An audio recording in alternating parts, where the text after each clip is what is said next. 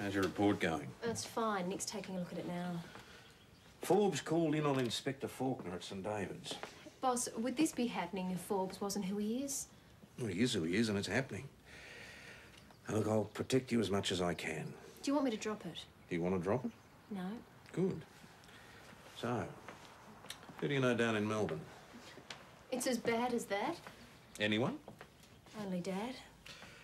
Yes, I imagine your father knows where a few bodies are buried. Boss, what is it about you and Dad? He's a very efficient officer. We just have different views on policing. How often do you ring him? Every few days. It's better than I get from my girls. Anyway, the answer is no. What? Dad has always taught me to fight my own battles. I'm not running to Daddy at the first sign of trouble. Someone in the parlour wants a word, Maggie. Who? Glenn Ritchie. Be very careful, Dawn. One of you guys come with me. I want to warn him off with a witness in tow. He lied once, he'll lie again. Should I ask? Lover's tiff. You know how it is, Chrissy. Yeah, I do, Paige. Do you?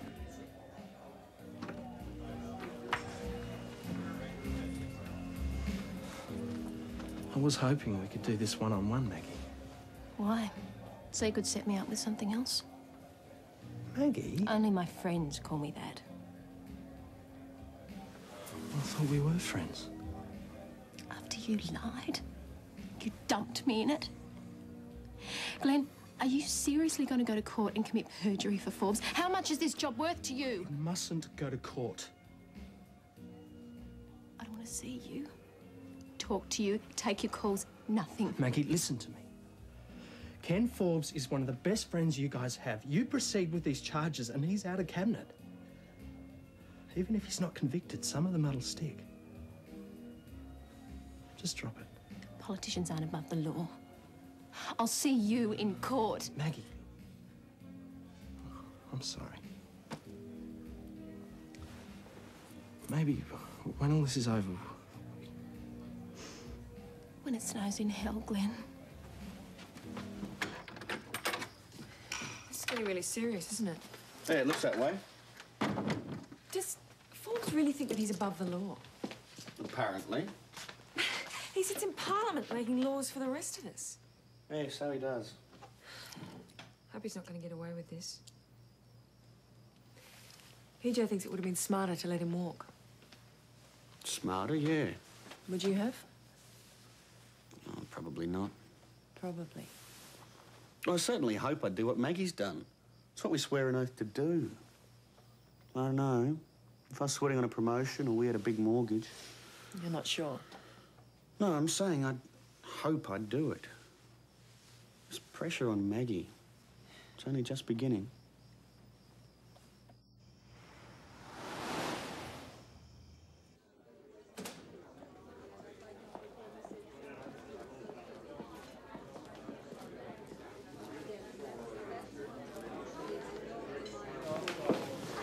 Help you? Yeah, I'd like a room for a couple of nights, if that's okay. Yeah, I could probably arrange that. Yeah, wouldn't mind a beer before I signed the book. I could probably arrange that too. Yeah, take one for yourself, too. Thanks. I'll be with you in a tick. Who's that? I don't know. He walked in like a cop, though. Whoever he is bad news. Those two coppers talking about me in the snug. The big one's got to be Nick Schultz from Highway Patrol, right?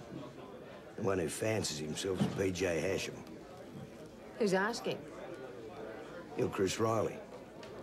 You got my little girl staying here. You're Maggie's dad. Why didn't you say so? Nick, Peach, it's Maggie's dad. It's funny when people talk about him, he sounds bigger. Oh, the stories I've heard, he's quite big enough. I'll just let Maggie know you're here. Yeah. PJ Hashem, Nick Schultz, Pat Doyle. No secrets around here. Yeah. Pulled out fast when you heard Mags was going to work with us, eh? So what brings you here, Pat? I just dropped in to see my little girl. Doing well, is she? No, she's a fine officer. Not encountering any problems. Who told you, eh? Had a phone call. Dad! What are you doing here? Good to see you.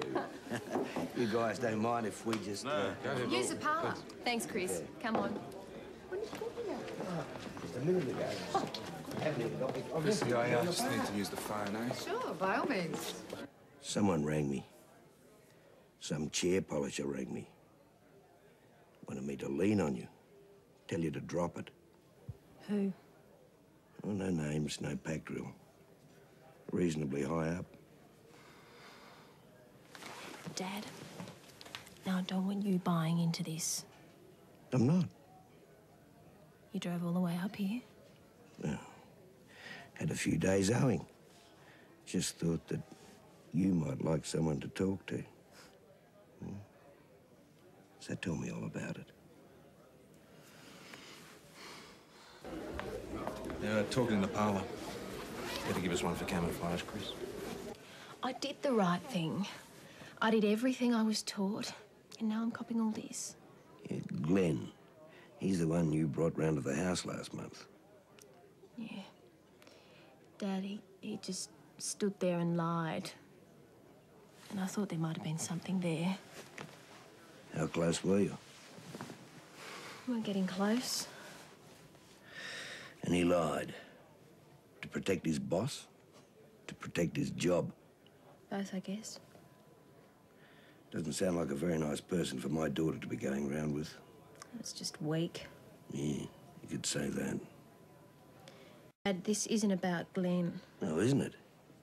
Isn't he the one that dropped you in it? I mean, if he'd told the truth when his boss lied, you wouldn't be in this situation. Now, Dad, you've always taught me to fight my own battles. Don't you start butting in now. Look, I wouldn't dream of it, huh? Just to make sure you were okay. Dad, I'm okay. Good. Oh, boss, you've met my dad, haven't you? G'day, Pat. Hey, Tom. Just dropped in for the one. Chris told me you were here. He's checking up on me. Perhaps you could organise us another. Sure.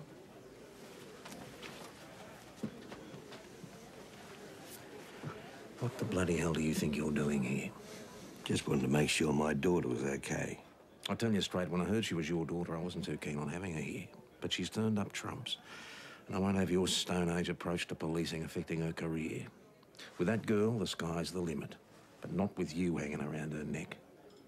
Hurts me to hear you talk like that, Tom. Yeah? You got kids of your own. You must know how I feel. And since her mother died... I'm sorry to hear about Kathleen. She's a fine woman. Yes, she was.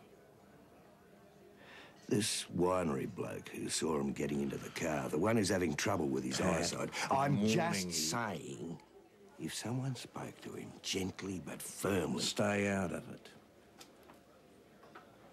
Of course. And keep away from my troops. Oh, there you are, darling. Here you go, boss. So, Now, Dad, have you been eating properly? Oh, yeah. Police force has 4 major food groups. Beer, pies, fish and chips and hamburgers, eh, Tom? You're awful. I know I am. Your dad was out early. Oh, that's Dad, all right. Always the first up. He's nice. Yeah. You got to watch him, though, or he gets a bit overprotective. There was a drug pusher once when I was in high school. He tried to date me. Probably a dare from one of his mates. Anyway, Dad had a little chat with him. And? And he sort of moved away to Brisbane.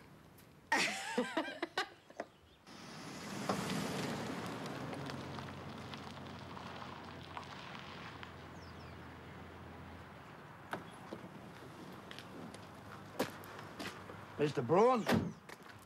Brown. But all the barbarians call me Horsty. That's good to know, Horsty, because I'm a barbarian. You've come to see some wines, right? Oh, indeed, why not? And your name is? All the other barbarians call me Pat. You like to see some whites or reds, Pat? Oh, whatever makes for frank and free conversation, Horsty. Oh, well, for serious talk, reds. Reds it is, then, Horsty.